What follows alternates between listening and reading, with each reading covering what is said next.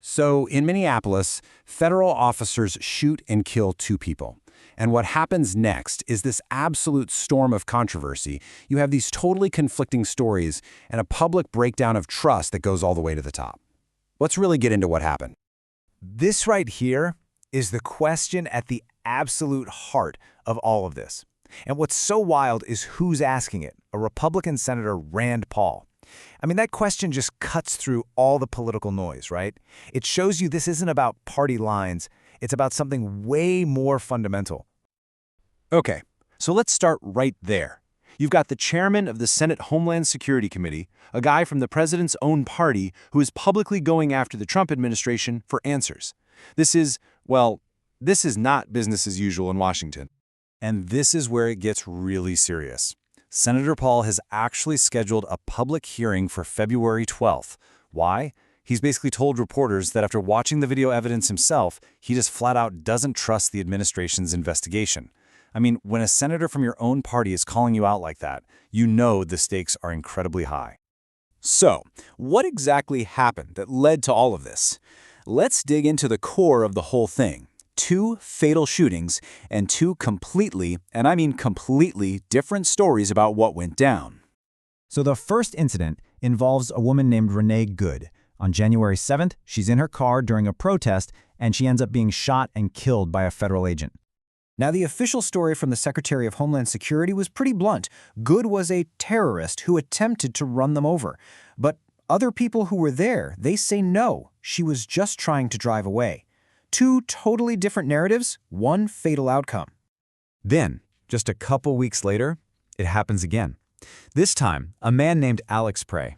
Now, it's really important to know, he had a permit for the gun that was found in his waistband, and in Minnesota, he had every right to be carrying it. And just like before, the stories could not be more different.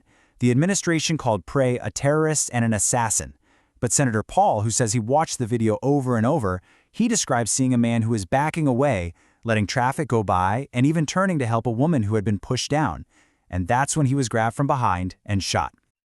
So this brings us to the investigation itself, because the problems aren't just about what happened on the street, they seem to go right to the very heart of the official process for finding out the truth. Now, this is a really crucial point from Sam Trio.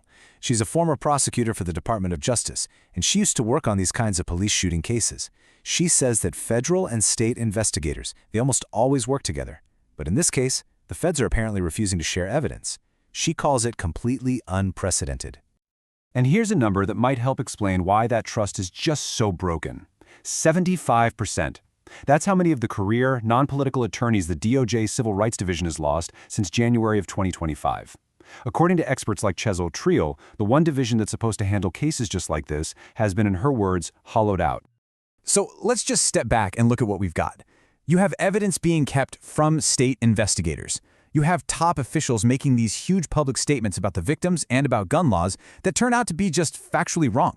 You know, this isn't just a flawed investigation. It kind of feels like one that started with a conclusion and tried to work backwards. All right, let's zoom out for a second, because this is about way more than just two incidents in one city. This is about what happens when the very systems we count on for justice start to feel like they're breaking down. So what's really at stake here? I mean, what actually happens when people start to lose faith that an investigation is going to be fair, that it's going to be transparent? Well, according to former prosecutor Sam Trio, the danger is crystal clear. It sends this message to the public and to law enforcement that maybe federal agents don't have to play by the same rules as everyone else, and that is a very dangerous message to send. And he's not the only one saying it. Daniel Ullman, a retired official from Customs and Border Protection who actually used to investigate officer shootings, he puts it this way. What's really at stake here is so much bigger. It's about public confidence in our entire system of law. So where does all this go? With trust shattered and an investigation that's full of holes, is there even a path to finding out what really happened here? Let's just quickly recap the timeline for getting some accountability. It all starts with the shootings back in January, it gets fueled by these conflicting official stories, and now it's all leading to this moment. Senator Rand Paul's public hearing on February 12th.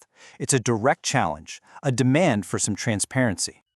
Now, what's really interesting here is what Senator Paul says he's trying to do. He's been really clear that his goal isn't to get rid of agencies like ICE. He actually wants to restore the public's trust in them. As he sees it, accountability is the only way these agencies can do their jobs effectively. And that brings us to this final, really critical question. In a time like this, when the official story is contradicted by video, when different parts of the government are fighting with each other, and when we're all so divided, who is left that we can all agree to trust to just find the truth?